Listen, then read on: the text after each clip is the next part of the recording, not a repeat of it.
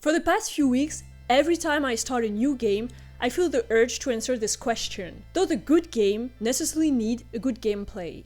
And when we see games, like It Takes Two, Undertale or even Portal, even though their gameplay isn't the only source of their success, you kinda wanna say yes. And that's because these games succeeded in marking our gaming experience through their mechanics and level design. Small disclaimer, here I'm gonna talk about gameplay in terms of game mechanics and level design, and not in terms of playability. So first, let's look at other artistic mediums. What are they? Do they also rely mainly on a specificity in their media to enhance their messages? Let's take the example of literature. If storytelling is a more than important aspect in a narrative, the primary code of literature remains the literary style. It's all those figures of speech, rhymes, and wordplay that give a text its literary flavor. A book with a good story, but poor literary style, can be entertaining. A book with good literary style but a mediocre story can inspire an artistic niche. A book with a good story and good literary style becomes a masterpiece. My example here is oversimplified, but you get the idea. And if we expand this to all the art forms, we'll find specificity that are unique to each of them.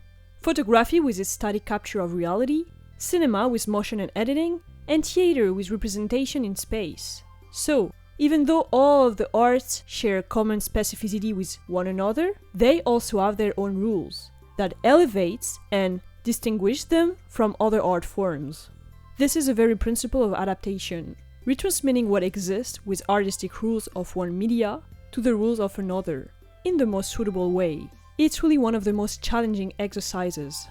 And so, if we want to talk about art and video games in a way that goes beyond the art shared within the medium of video games, we must begin by identifying its specificity that are not taken from another art form, the very substance, or as we call it in French, la substantifique moelle, of video games. We can hence take out the cinematics, which, as the name suggests, are drawn from cinema. Next, there is music, storytelling, and visuals. But these are arts that also span various artistic mediums. We can agree on that.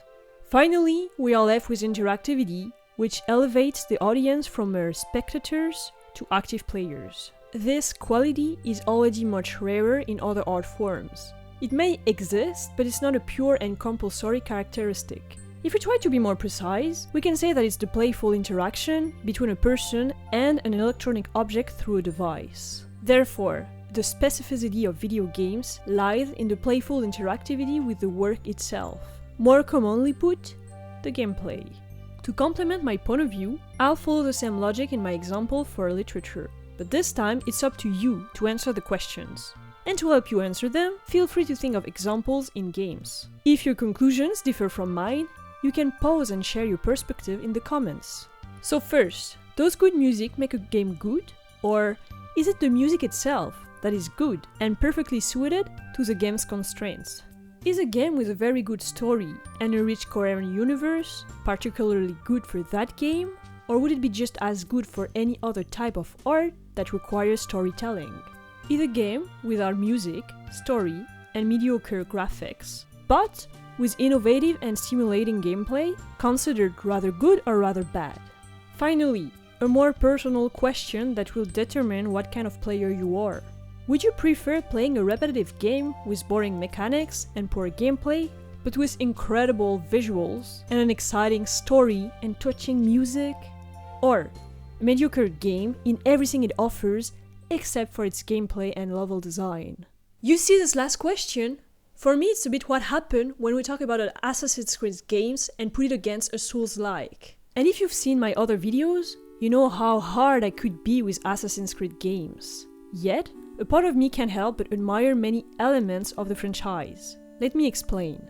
I've never talked here about my older brothers. Well, now is the moment. My brothers introduced me to video games. And I was very lucky because despite this common passion, their love for video games is unique to each of them. What they like and what they seek in games are fundamentally different, just like their way of playing and exploring the medium. To help you visualize them, here's Oliver and here's Thomas. They're not particularly fond of trains, or this show. and they probably wouldn't be so pleased to know that their little sister is depicting them like this. So I'm counting on you to keep this little secret. So on one hand, we have Oliver. His goal when playing a game is to collect a tremendous number of trophies and achievements, even striving for that famous 100%. On the other hand, we have Thomas. When he enjoys a game, his goal would be to discover more, to replay it, or to explore enough to uncover the variations and details of each adventure. Their commonality is that they both could spend hours on the same game to achieve their objectives, but their approach to playing the game is fundamentally different. In a broader sense, their goals are not so separate because what matters to them is getting a sense of completion, or, at the very least, extracting as much as possible from their experiences. Oliver with a predefined list of things to accomplish, and Thomas with a burgeoning curiosity that drives him to explore the lore or mechanics. Now if we see what they look for in games, Oliver is looking for something close to simulation.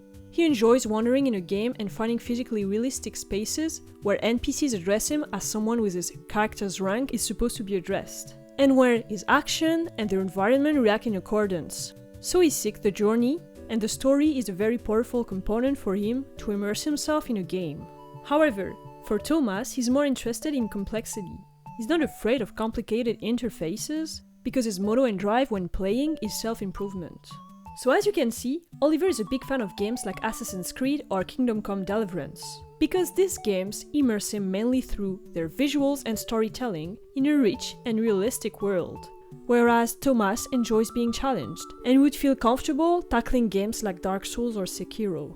To satisfy their public, each game would have to adapt its content and work on key elements. Let's go back to our examples: Assassin's Creed and Dark Souls. In an Assassin's Creed game, the developers emphasize historical and geographical accuracy. They have entire departments of consultants to assist them with this. So the main focus of their work is on visuals, making them realistic, detailed and rich. Do you see yourself playing Assassin's Creed if the art direction offered a chibi or spooky universe? We can agree that it wouldn't work as well, and we'd lose the atmosphere that the game wants to convey. Now that we understand that one of Assassin's Creed objectives is to convey a real-world setting through the medium of video games, it's easier to understand that it's not simply aimed at a broader audience, despite what its marketing may lead us to believe, but rather to a niche audience seeking a very particular experience.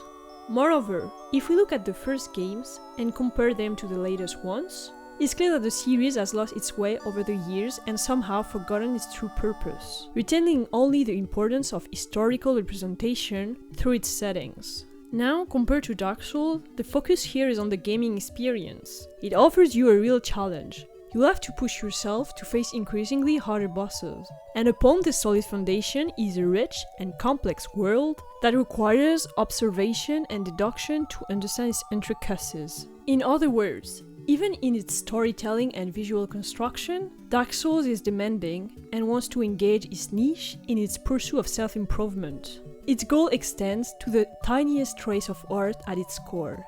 Therefore, it's difficult to compare these two works with such different objectives because fundamentally, they're not trying to appeal to the same people nor offer the same experiences. Trying to convince another niche to play a game that doesn't suit them is like telling a player that they don't know how to play games correctly. However, objectively, do I think Assassin's Creed is a good game? With all this information put into perspective, well, the answer is still no. Why? I'll use the same approach as with my first example. If a book merely describes, without any thought-after literary style, the city of Paris in the 15th century, would that make it a good book if the information within it is relayed by historians? From my perspective, it would make for a good encyclopedia at best, but it would still be far from a work of art. Another example, would a film that condenses randomly captured images of natural landscapes and string them together without any cinematic intention create a masterpiece? Regardless of the beauty of the scenery, without the intentionality of the film breakdown and editing, it's hard to think so. In the end, if Assassin's Creed attempts to fulfill its objective of representing reality, it doesn't do so in the most optimal way and often falls short in the means of achieving its goals. When we look at how Kingdom Come Deliverance represents medieval realism in its characters we encounter, and in our interaction with the environment, we can see that it comes 1,000 times closer to its objective than Assassin's Creed does. Simply because, without being perfect, through its medieval combats, it succeeds in transmitting this sense of realism, with the length of its confrontation and even through the difficulty of handling them. It would have been interesting to explore in each installment of Assassin's Creed how, within its combats, exploration, and interaction with the world, the game could better convey the feeling of belonging to that time period or simply playing as an assassin. And there have been good attempts, like the retractable blade that added a lot of flavor to the assassinations, the ability to do the activities like strolling in gondolas in Assassin's Creed 2, or the naval combats in my favorite episode, Black Flag.